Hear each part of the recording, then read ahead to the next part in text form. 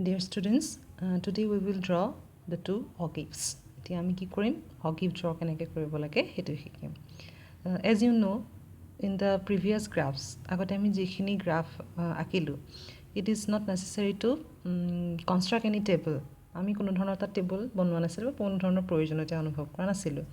but in case of ogives you have to construct the frequency table frequency distribution table that means you have to find the cumulative frequencies from this data ইয়াৰ পৰা তোমালোকে কি কৰিব লাগিব cumulative frequency খিনি সঞ্চয় বাৰংবাৰতাখিনি calculate কৰি ল'ব লাগিব with the help of a table ইয়াত we have to draw the two ogives আমি ইয়াত কি কৰিব লাগিব দুটা ogive draw কৰিব লাগিব so you have to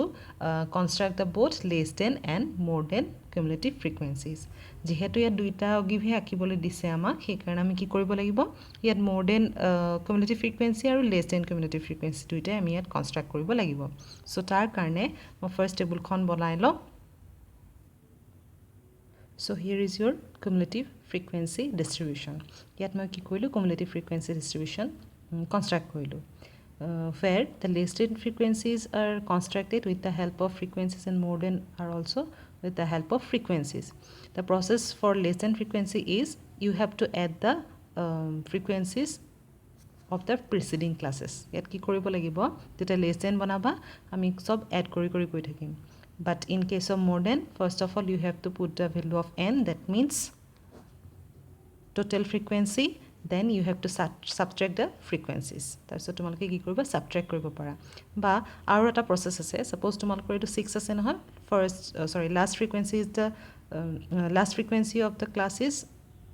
class 50 to 60 is 6 so more than cumulative frequency for the last class will be 6 then add 9 with it then 15 to 15 like this we can add from the last class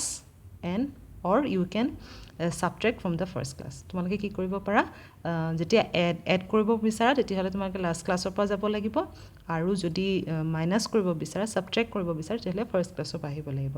so this is the cumulative frequency distribution table now you have to draw the axis the graph will be like this not the graph the axis these are the units for y axis and this is for the class that means x axis eto x axis class bur likhiso yar hebo cumulative frequency aru hebila hoise units yat important kotha to hoise ki 0 by 20 leke difference is 20 but in 20 to 25 the difference is 5 so you have to plot like this draw like this so for the less than cumulative frequency curve or less than ogive or you can say increasing ogive less than ogive and increasing ogive both are same keep it in your mind যেতিয়া আমাক কব less than ogive আকা বা increasing ogive আকা দুইটাৰ meaning টো কিন্তু একেই হ'ব দেই এতিয়া আমি কি কৰিম যিখিনি less than ogive ৰ কাৰণে বা less than cumulative frequency distribution পাইছিলো সেইখিনি আমি এতিয়া প্লট কৰিব লাগিব সো কেনেকৈ প্লট কৰিম সোৱা first of all for less than ogive consider the upper limit of the particular class ধৰি লৈছো মই less than ogive আকিম তাৰ কাৰণে মই কি কৰিব লাগিব ইয়া যিবোৰ আপাৰ লিমিট আছে সেই আপাৰ লিমিট কনসিডাৰ কৰিব লাগিব টু প্লট দা less than cumulative frequency এই যে cumulative frequency বোৰ প্লট কৰিম less than ৰ কাৰণে তাৰ আমি আপাৰ লিমিটৰ এগেইনষ্টত প্লট কৰিম fine so to against 25 you have to plot 6 against 30 you have to plot 15 like this so first class to ase 20 to 25 so 25 to consider korilu ar tar against ot moi plot korim 9 so this is the cumulative frequency of the first class next point not 9 it is 6 sorry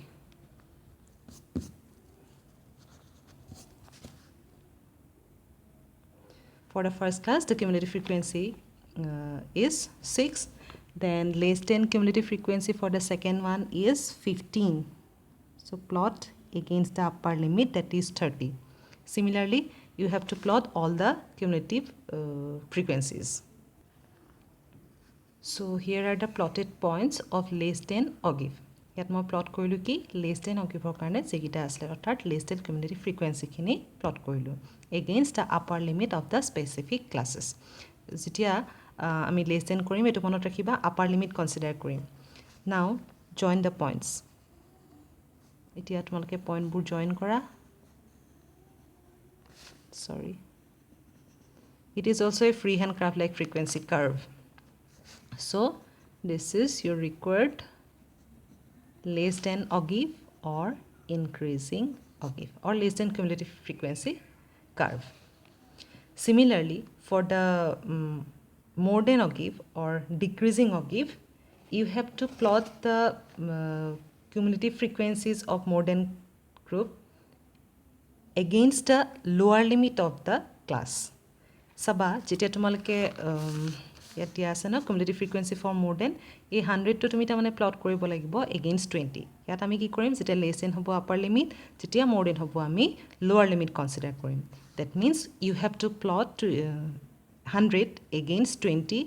94 against 25 100 car against plot কৰিবা 20 against তাৰমানে lower limit আৰু 94 25 against হল তেনেকৈ আমি কি কৰিম ইয়াত এটা plot কৰিম so for the first class 20 the cumulative more than cumulative frequency is 20 it is plotted then 25 for karne ki hobo 94 sorry like this you have to plot all the points next is say 85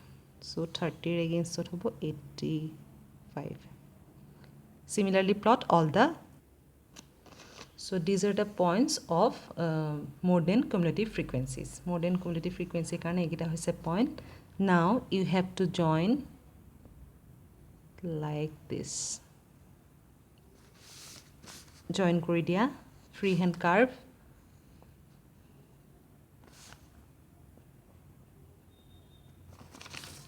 so here eta kotha mon koriba keep it in your mind that the class interval of this sum is started from 20 hekarone ami etu eneke join kori nidiu but if your first class is 0 to 20 suppose then you have to join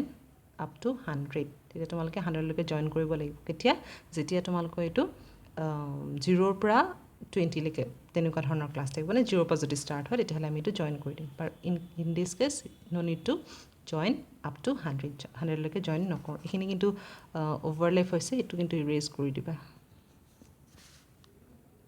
so these are the two ogives এতিয়া এই দুটাই হৈছে দুটা ogive এটো হৈছে more than ogive or decreasing ogive or you can say more than cumulative frequency curve fine now additionally I want to give an idea about median from these two curve এতিয়া সোয়া এই দুটা curve যে মই আঁকিলো বা less than ogive বা মোর then ogive এই দুটা যে আঁকিলো তাৰ পৰা মই এটা বস্তু তোমালোকক আইডিয়া দিব খুজিছো you can say that with the help of more than and less than ogive you can plot the value of median of that distribution মই যেটো ক্লাস ইন্টারভেল দিয়া আছিল ন কোয়েশ্চনটোত এই ক্লাস ইন্টাৰভেলটোৰ পৰা সৰি ডাটা দিয়া আছিল সেই ডাটাখিনিৰ পৰা আমি কি কৰিব পাৰো মিডিয়ান উলিয়াব পাৰো but you can also find median with the help of this ogives কিন্তু ইয়াৰ পিছত যদি আমি উইদাউট ক্যালকুলেশন যদি তোমালকক কৰিব দিয়ে তেতিয়া হলে তোমালকে গ্ৰাফৰ সহায়ত কি কৰিব পাৰা মিডিয়ান ক্যালকুলেট কৰিব পাৰা which one is median the intersecting point of these two graph abscissa to loba suppose the point of this is like what is the coordinate it may be 42 and coordinate is 50 almost yat soa jitu tumalukor intersecting point duta graph hore ba duta ogive hore tar intersecting point or jitu abscissa hobo hetui hobo tumalukor karone median this is the value of median hol so this is the less than and more than cumulative frequency curve or ogive and you have to find the value of median with the help of these two graphs so that's all for today